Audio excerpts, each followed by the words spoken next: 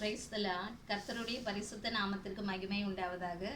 இன்றைய நாளிலே ஆதியாகமம் 49வது அதிகாரம் 1 முதல் 33 வசனங்களில் இருந்து கடைசி நாட்கள் என்ற வார்த்தை கொண்டு தியானிக்க போகிறோம்.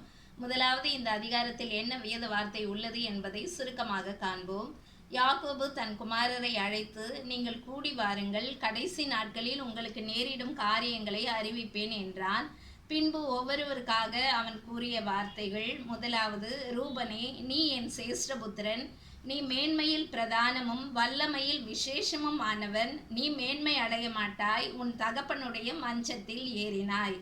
இரண்டாவது, மூன்றாவது, சிமியோனும் லேவியும் ஏக சகோதரர்கள், அவர்களுடைய பட்டயங்கள் கொடுமையின் கருவிகள், உக்கிரமான அவர்கள் கோபமும் கொடுமையான அவர்கள் மூர்க்கமும் சபிக்கப்பட கடவது. நான்காவது, யூதாவே, சகோதரரால் புகழப்படுபவன் நீயே, சமாதான கர்த்தர் வருமளவும் செங்கோல் யூதேயாவை விட்டு நீங்குவதும் இல்லை, நியாயப்பிரமாணிகன் அவன் பாதங்களை விட்டு ஒழிவதும் இல்லை, ஜனங்கள் அவரிடத்தில் சேர்வார்கள்.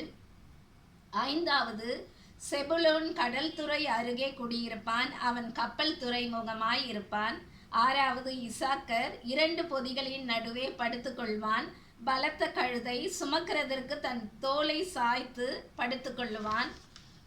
ஏழாவது, தான் இஸ்ரவேல் கோத்திரங்களுக்கு ஒரு கோத்திரமான தான் கோத்திரம் தன் ஜனத்தை நியாயம் விசாரிப்பான். எட்டாவது, காத்து என்பவன் மேல் இராணுவ கூட்டம் பாய்ந்து விழும், அவனோ முடிவிலே அதன் மேல் பாய்ந்து விழுவான். ஒன்பதாவது, ஆசேர் ஆகாரம் கொழுமையாயிருக்கும், ராஜாக்களுக்கு வேண்டிய ருசி வர்க்கங்களை அவன் தருவான். பத்தாவது, நப்தலி விடுதலை பெற்ற பெண்மான், இன்பமான வசனங்களை வசனிப்பான். 11வது, யோசேப்பு கனித்தரும் செடி, உன் தகப்பனுடைய தேவன் உனக்கு துணையாயிருப்பார், அவர் உயர வானத்திலிருந்து உண்டாகும் ஆசீர்வாதங்களினாலும் ஸ்தனங்களுக்கும் கர்ப்பங்களுக்கும் உரிய ஆசீர்வாதங்களினாலும் உன்னை ஆசீர்வதிப்பார். 12வது, பென்யமின் பீறுகிற ஓனாய், காலையில் தன் இரையை பட்சிப்பான், மாலையில் தான் கொள்ளையிட்டதை பங்கிட்டுக் கொள்வான் என்றான். இவர்கள் எல்லோரும் இஸ்ரவேலிலே 12 கோத்திரத்தார். அவர்களுடைய தகப்பன் அவனவனுக்குரிய வார்த்தைகளை சொல்லி அவர்களை ஆசிர்வதிக்கிறார்.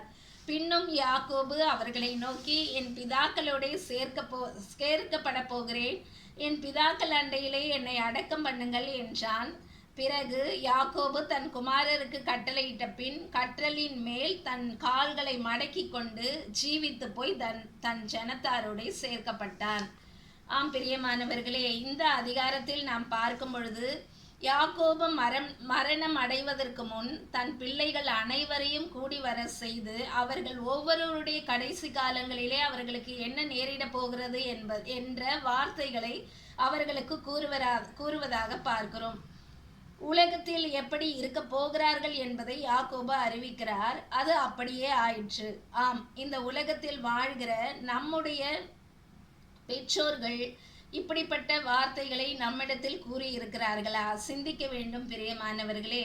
பிள்ளைகளை பார்த்து பெற்றோர்களாகிய நாம் எவற்றை பிள்ளைகளிடம் பேச வேண்டும், பேசக்கூடாது என்ற வரையறை நமக்கு இருக்க வேண்டும். ஒரு வீட்டில் 5 பிள்ளைகள் இருக்கிறார்கள் என்றால் 5 பிள்ளைகளுடைய குணாதிசயங்கள் வேற வேற விதமாக இருக்கும். பெற்றோர்கள் என்ன செய்வார்கள்? 5 பிள்ளைகளிலே சில பிள்ளைகளை என்ன பண்ணுவார்கள்? மிகவும் நேசிப்பார்கள். ஏனென்றால் அவர்களுடைய செயல்பாடுகள் அவர்களுக்கு பிடித்ததாக இருக்கும். இந்த அதிகாரத்திலே கூட நாம் பார்க்கும் பொழுது யாக்கோபுக்கு 12 பிள்ளைகளிலே சில பிள்ளைகளை யாக்கோபு சாபமான வார்த்தைகளை கூறுகிறார். ஹல்லேலூயா.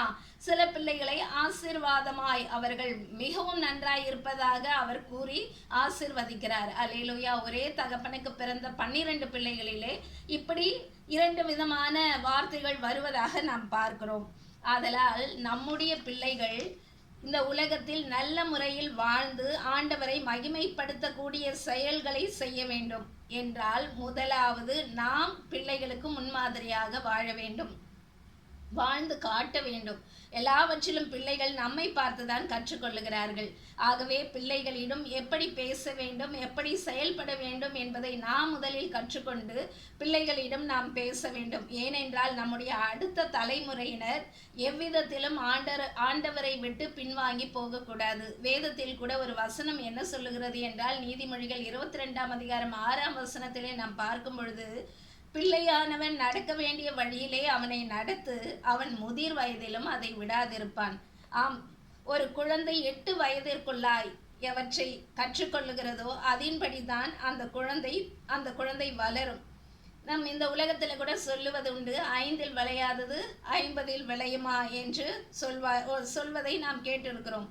ஆகவே பிள்ளைகள் எல்லாவற்றிலேயும் நல்லவற்றையே பார்க்க, கேட்க, சிந்திக்க, செயல்படுத்த நாம் பிள்ளைகளுக்கு கற்றுக் கொடுப்போம். ஹல்லேலூயா. கர்த்தர் தாமே இந்த வார்த்தைகளை ஆசீர்வதித்து உங்களையும் ஆசீர்வதித்து காப்பாராக. ஆமென்.